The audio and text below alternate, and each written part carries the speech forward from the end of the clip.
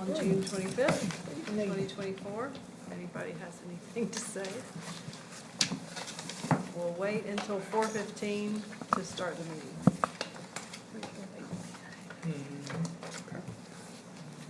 Question. Haven't heard.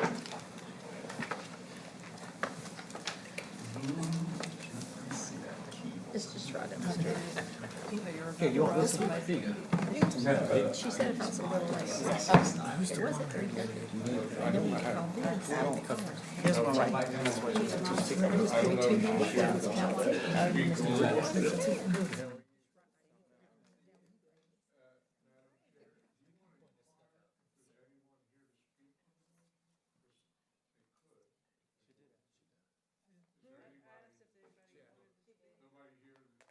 Anybody want to speak about the budget? Chief? Shelley? Just checking. Andy, do you have something to say? No. Marcus, I'm That's gonna good. miss you. Everything's fine, everything's fine. That's good, cool. Good, good. How was your weekend? Good, good. Hang out with you, baby. Yeah. Just ate good and hung out by the beach a little bit. Y'all leaving at the Good same time. time? No easy way to get to Myrtle. No, it's where- 5 hours in your face.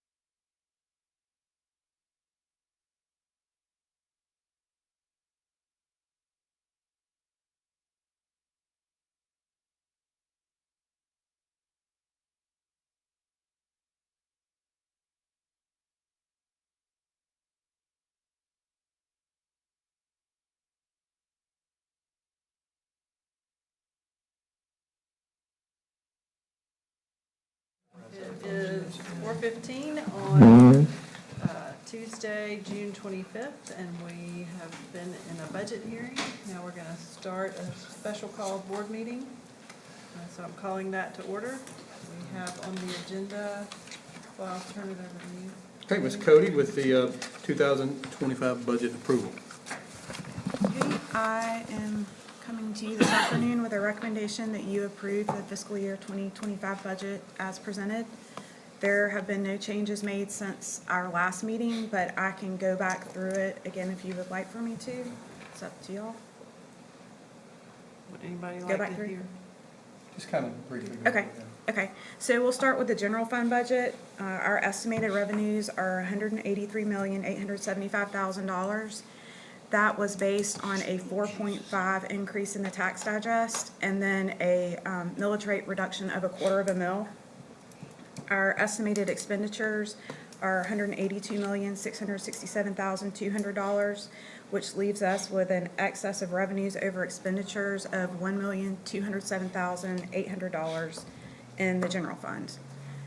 Then our special revenue fund, that is federal programs, school food service, athletics, workers' comp, and unemployment. There we have an excess of expenditures over revenue in the amount of $1,676,300. That deficit is mainly made up of our workers' comp premium, our annual premium. And then our capital projects, we do not have any local tax revenue because we wrapped up our East Block 4 with the June collection. The other local funds are the interest earned, and then the $5.5 million is the annual transfer from the general fund into our capital projects. So we have an excess of expenditures over revenues of $36,818,500. So we will, East Block expenditures will be paid with the fund balances in those two East Block accounts. Questions for Ms. Cody? I do have one. So we've gotten the digest from the assessor's office, right? Or are We have still not, we had guessing? an estimate. Okay. This is just based on the estimate that we have. It'll probably be like late July before we get the actual digest. Okay, I thought we'd already gotten it. So the 4.5 is an estimate. Mhm. And then obviously the quarter millage rate reduction is what your assumption is for this, and we will discuss the actual millage rate in Yes, when the July. digest comes out. Yeah, Yep, that's correct. gotcha. Okay. No questions? All right, let's move on to flexible benefits. Ms. Seals and Ms. Cody. At our last meeting, we just presented to you all the recommendation from a committee of school district employees who made the recommendation regarding flexible benefits. As you can see there, the top 4 are listed there based on the committee's recommendations, and the board wanted to wait until we came back together again regarding the recommendation.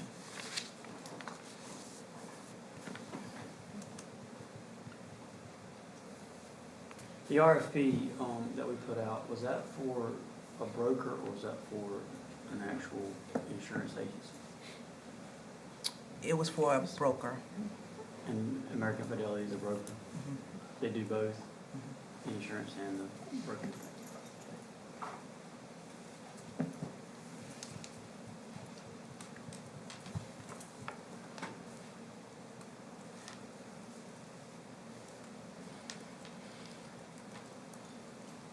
Any other questions?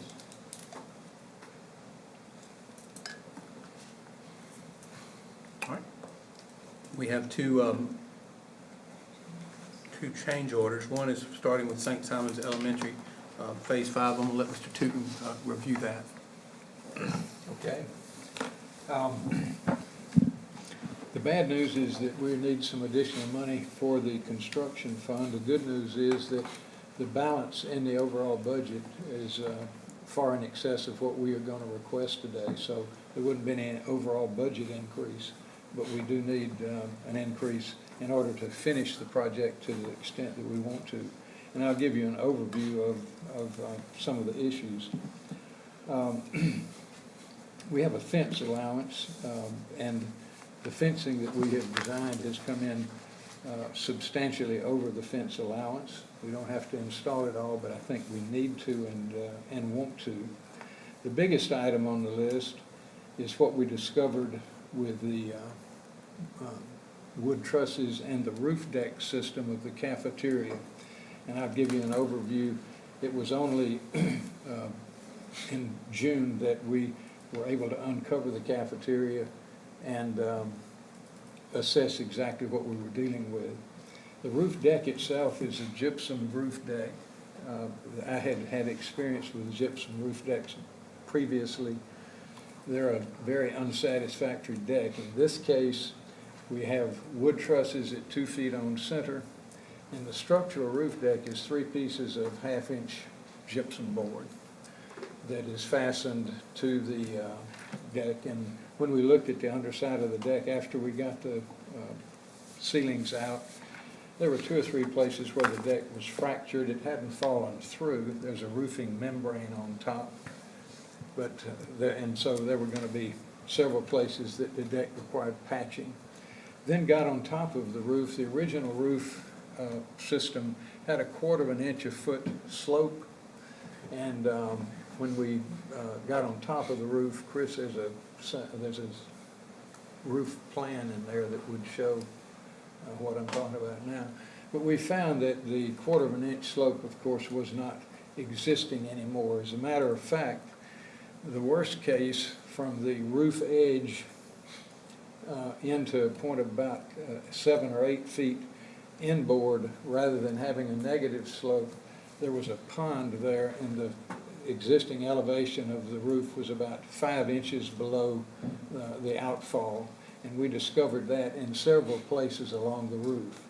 So we had an uneven deck that was going to hold the water. We evaluated putting a tapered insulation system on top of the roof, and then a new roof system on top of that, and discovered that the weight of the additional system plus the weight of the existing roof overstressed the trusses.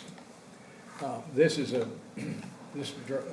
drawing that is up now is an analysis of where we took shots of the roof as compared to the runoff at the edge of the roof, and we found numerous low places so that the deck does not shed water in its current configuration. When we got into the trusses, we went up there and measured trusses in order, and you might go to the truss picture now, Chris. These wood trusses were built in 1942 or 1943. This is one of the worst ones. There's supposed to be a double 2x6 bottom cord. In this case, you can see that it looks like somebody took a hatchet to the bottom of the original member there. If you can see it, it's the center piece. And I don't know if they were leveling that off so that they could attach a ceiling. And then on the outside of this one, you can see a 1x member that's been spliced onto the outside, a 2x member on the other side, and the truss is just a mess. And of course, that kind of a truss, we would have been trying to refit it if we evaluated working on the trusses themselves. Once we decided that the roof deck had to come off. We also, at the same time, we designed a new wood truss system that we could put at 2 feet on center. I think the total cost of those trusses was about $13,000. We could spend $13,000 trying to repair the tops of the existing trusses and getting them in level and in plane. And the other factor there is, I don't know truss by truss when we get into a careful evaluation, as we did to the one that was just screaming from the bottom that I've got a problem. We decided that it was a bad idea to try to rework the existing trusses and make them acceptable. Got my structural engineer up there, and he evaluated the bolts. We measured the bolts on the existing trusses. And in many cases, he found bolts that were not large enough to meet the requirement. Realized that these were done in 1943, and that doesn't mean that they're going to fall down. but we have different criteria in 2024 for trusses and wind loads. The other issue is how these things are fastened to the wall, and it's more or less just the weight of them, and we may have them toe-nailed to fasten to a wall plate. The other question is, how is the wood plate fastened to the top of the masonry wall? And so for all those reasons, we decided new trusses, and we have a bolting system with angle irons that are going to capture the new trusses, and they'll be through bolted into the existing masonry walls. So that's a major undertaking, as you can imagine, and the total cost of that work is nearly $250,000 to take all of those trusses out. It's got to be done. You've got to build a scaffolding so that someone can work up there and keep materials from falling down onto workers that are below. It'll have to be taken down in sections because we don't want to expose the whole building at one time. And when you unload a masonry bearing building, some of you would know that it needs those trusses to hold the walls back together and keep them stable. So we'll only take out a few trusses and a bit of roof deck, then build it back, and then take out the next section and the next section. And in order to get that work underway, we really need to authorize the contractor to order those trusses tomorrow. And so that's a major item. The other major item is, I'll talk about the church parking lot. And you may know that, if you'll bring the church parking lot up, Chris. The church parking lot is here. This line, as you can see, and if you'll go back, Chris, to the, well, it doesn't matter, that the same line will show on the renovation plan there, Chris. If you'll get that, just the whole image. There you go, that image will do. But you can see that this line is the school property line, so you're on this. Inside this line is the church property, but for years the property has been shared, and I don't know who pays the parking lot, but there's a parking lot paved, but it encroaches onto the school property. The end of the parking lot is here. The new construction that is planned is an entrance walkway across here, and so in the proposal of the $98,000 for the church, for the school portion, we've got to take all of this parking out, rework it, install a sidewalk, and then remove this parking and put down new paving and base. The church, they got an estimate of $92,000 for all of the striping and milling the asphalt down. There are places that there are voids in the existing parking lot, and it's in bad shape. So I would say that Mike last week sent the $92,000 number to the church and asked them for a decision. What we can do is nothing on the parking lot. Over at this end, we've put some base to stabilize, and if the church doesn't want to fund their portion, then I certainly don't think you should make a portion of the parking lot new, and you can use it just as it's been used for years and years, and this parking lot business could be done at any time. If it is to be redone, and if the church participates, and if you decide that you want to participate, then now is the time that on site, we've got a contractor on site to do it, and it would be a good time to do it. But that is a major portion of the work. On this drawing, the fire marshal directed, we put in 2 or 3 fire hydrants along this new water line that was installed when we first occupied the site. There are fire hydrants in Demery, and there are fire hydrants in Ocean. Along this route, the fire marshal directed us to put 2 additional fire hydrants. They are installed and paid for, one here and one here. But running this additional work was some $77,000 for additional fire lines and fire hydrants. So that's an overview of the cost. There's one other thing that I didn't mention. And Chris, if you'll go to the elevation photographs of we had in the budget that masonry walls would be patched, pointed, and cleaned. And when we got to this wall, we realized that this wall had been severely damaged with kitchen work. You can see where channels had been cut in the wall. The wall was fully plastered. It's plastered directly to the brick masonry. We were hoping that it would be furring and so forth.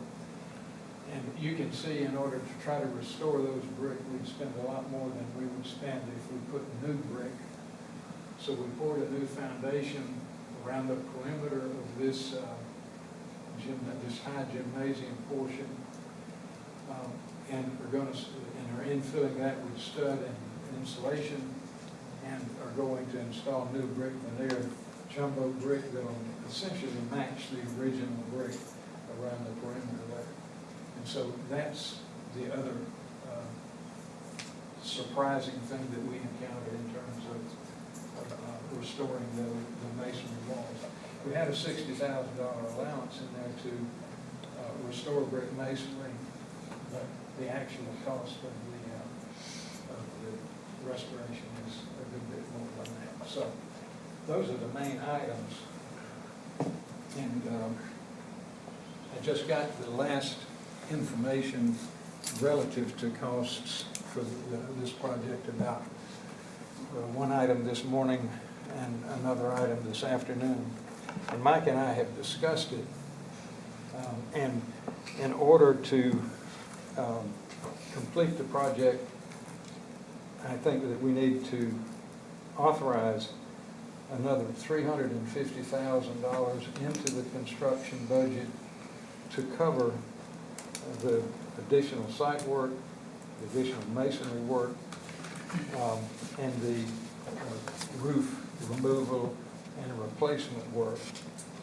And that will still leave us a contingency for some unforeseen issues that could arise. We think we've identified everything to this point.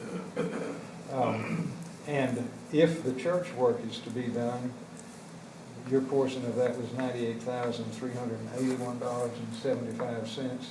Then in round numbers, we'd need $450,000. So $350,000 if the parking lot is not to be redone, and $450,000 if the church agrees to do their portion of the parking lot, and if it's the pleasure of the Board of Education to redo that parking lot. And I would stress that the parking can function as well as it has been with a lot less money than that. We do need some leveling and paving base and so forth to the area that had never been developed. It was an old driveway, the part that we would be improving, if you can remember the old circular drive. So we can improve that for a few $1,000s and make it quite adequate for parking. So that's the overview of St. Simon's, and I'll be glad to answer any questions.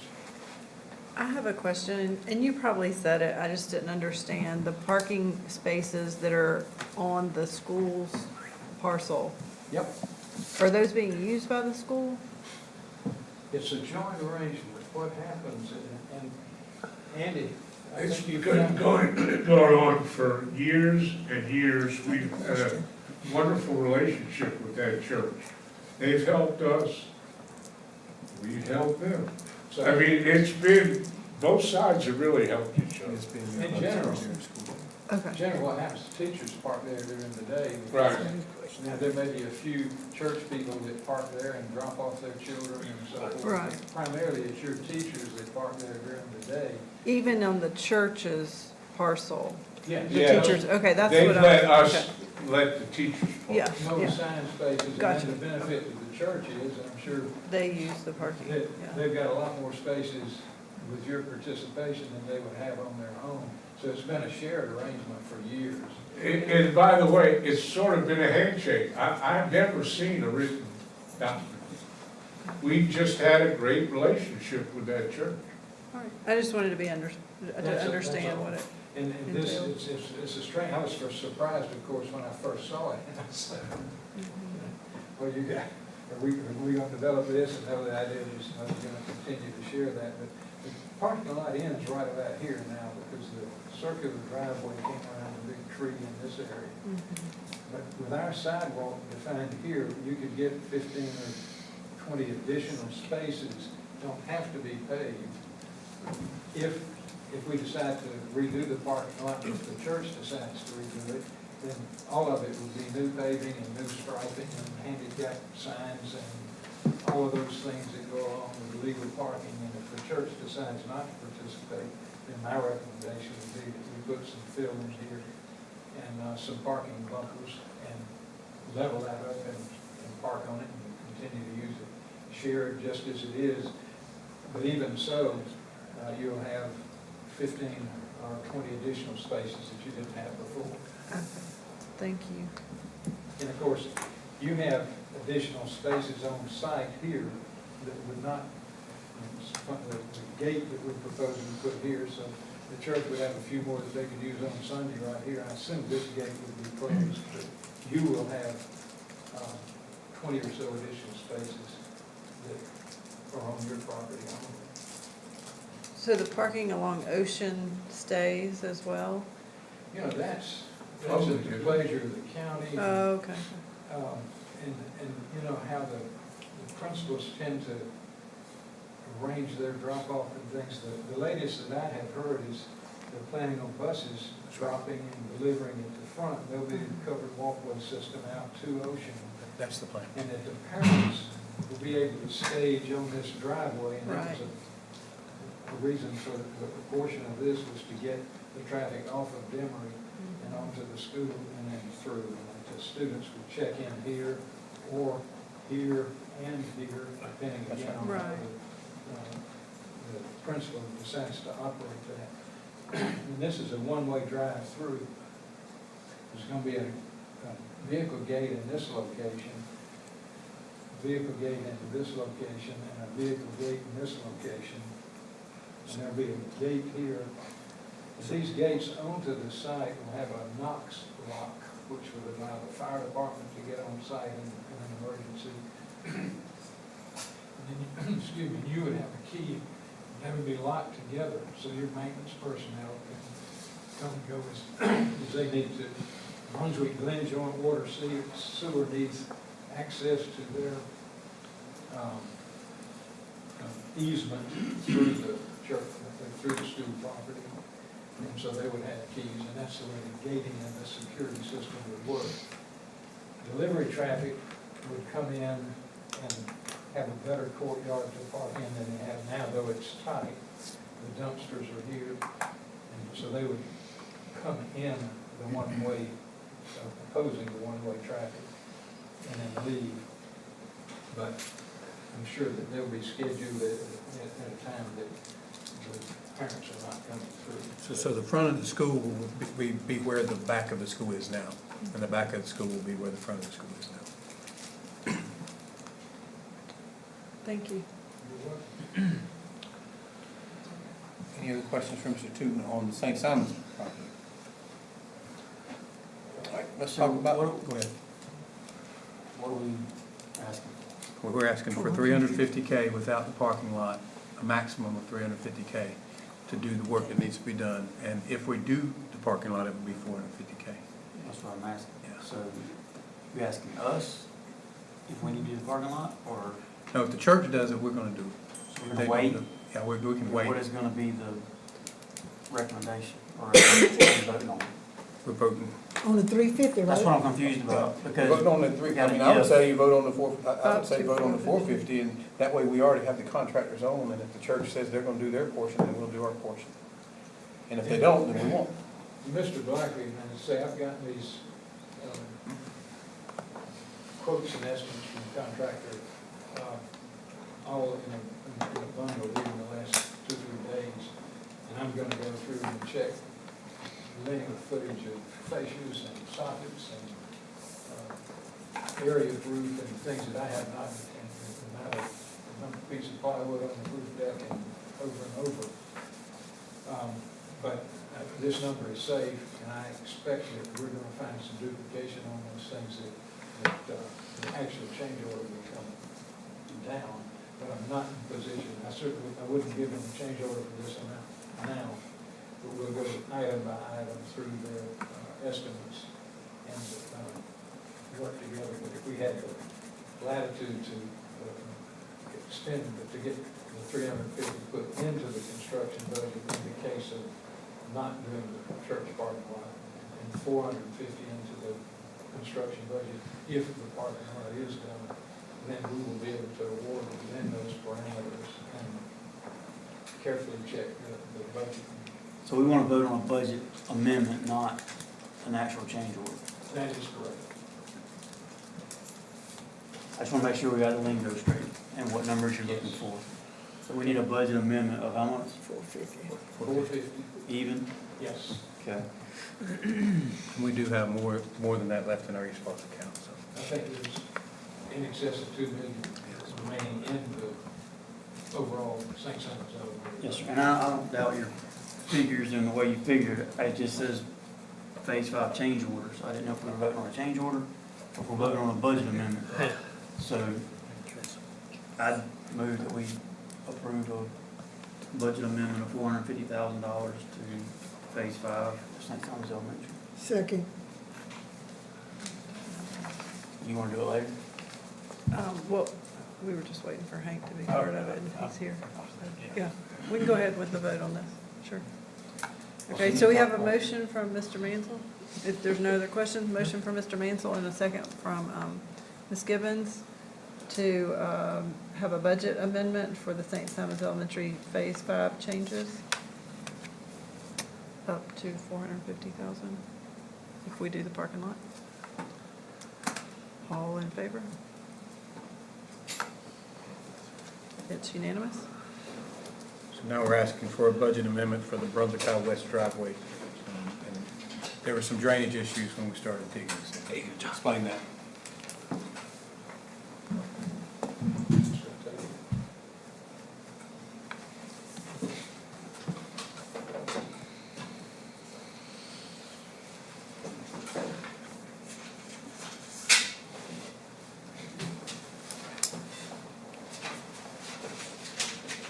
If you'll pull up this overall plan as well.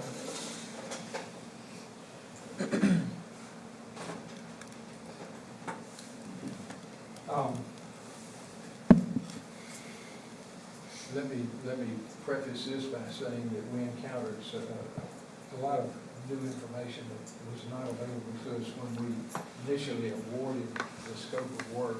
And I'll summarize that for you as best I can. And I was suspect of some of the existing storm drainage on the site based on what some of your personnel had said about this storm drain never seems to drain and other things. So part of the contractor's scope of work was to get a camera and test various storm drain systems and test various sanitary sewer systems to see how they were operating. And so let me then give you an overview of the existing drainage system when we started our work. The baseball drainage system starts here and dumps into this deep ditch here. This is probably an existing drainage structure that was at original Brunswick High School. And no, this one is an original Brunswick High School drainage. Sorry about that, not that one. This one is an original Brunswick High School drainage structure. This is an original Brunswick High School drainage structure, and everything out to here is.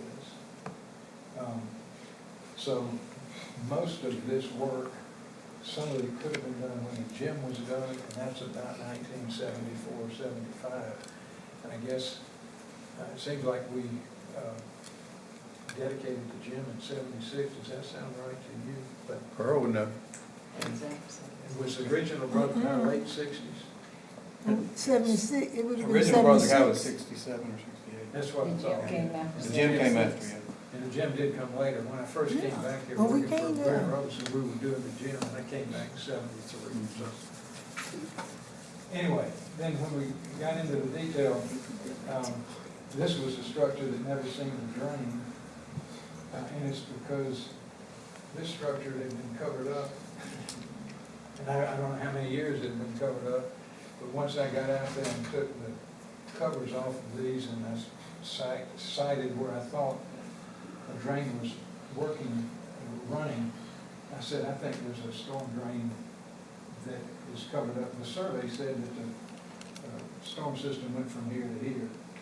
And my judgment told me that the storm system went from here to here and then went from here to here. So Mr. Brown got out there with a backhoe and they dug it up and they discovered the storm drainage, which had been filled up, which is the reason this one never drained very well.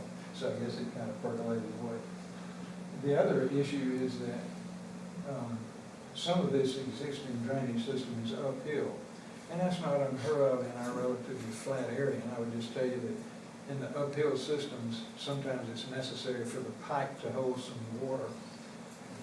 As flat as we are, it's hard to get an eighth of an inch or even a foot in 100 feet, 1% slope from here to there. So that's not terribly unusual, but it's certainly better if we get positive drainage. In this location, we did not know where the sanitary sewer, we couldn't find Brunswick High School original drawings. But we knew that the original sewer went into a sanitary manhole right in this area. So we had on the drawings to uncover the sanitary sewer exit from Brunswick High School gym and run a new line into the sanitary manhole number 2 is what it amounts to. When we got our camera, we did the camera work through this entire system. Here, we found the sanitary sewer pipe running through the storm drain pipe. And I guess the storm drain pipe was probably installed in the 68 portion of the building or thereabouts. And the new sanitary sewer line was installed when the 73 or 4 gym was built.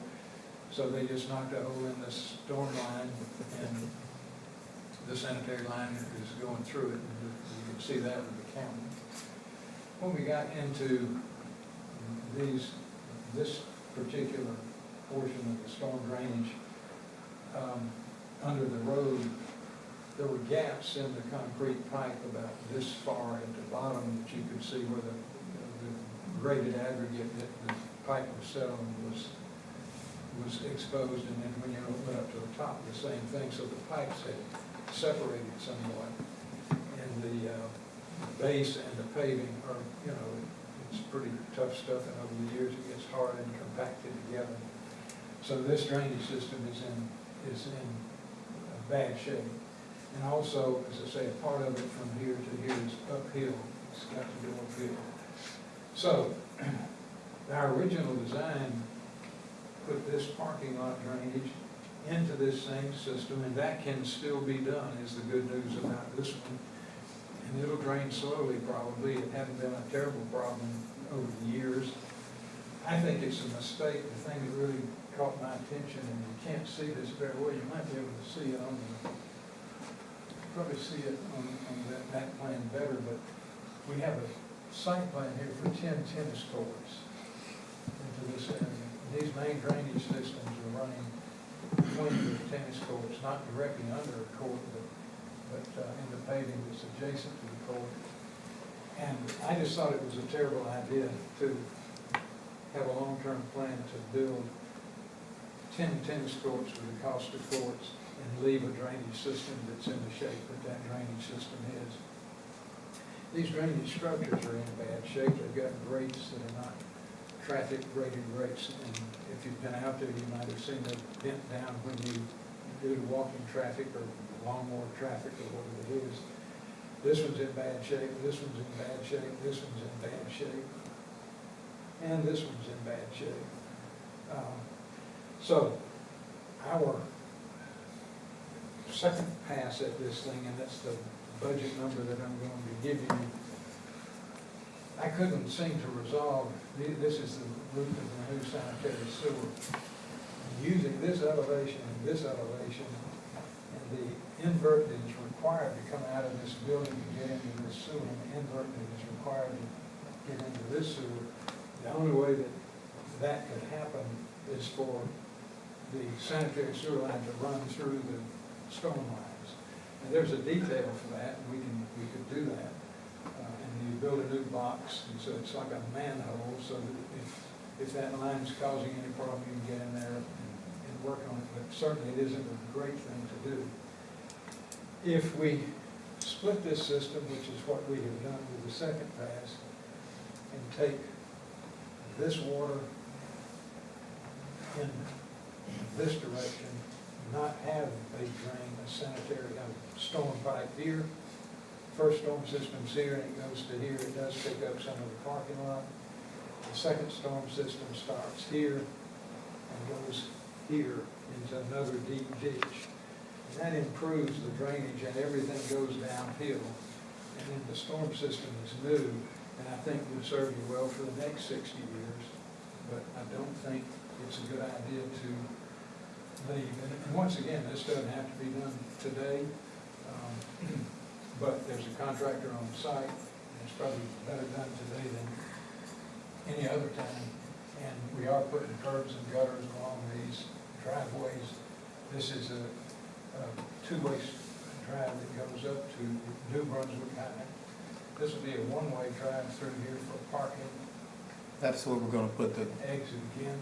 hangover for the special ed students. Yes, and there's a, in this is a covered walkway system that attaches to these doors in the center. It comes out and it's over the driveway at this location.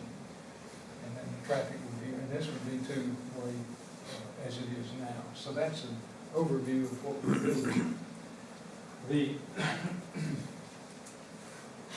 If we don't do this additional storm drain work, then we don't have a budget issue with this project. If we do accomplish the new storm drain work, these are numbers that I took from, but we need about an additional $175,000, $176,000 added to the Brunswick High construction scope if we do the new storm drain system. Don't need any added if we don't do the new storm drain system. And in terms of budget, and I put the figures together the best I had from the last good report, there was $2.1 million assigned for this project. With the additional storm drainage, this project is going to be about $151,000 over that 2.1 number. So that's the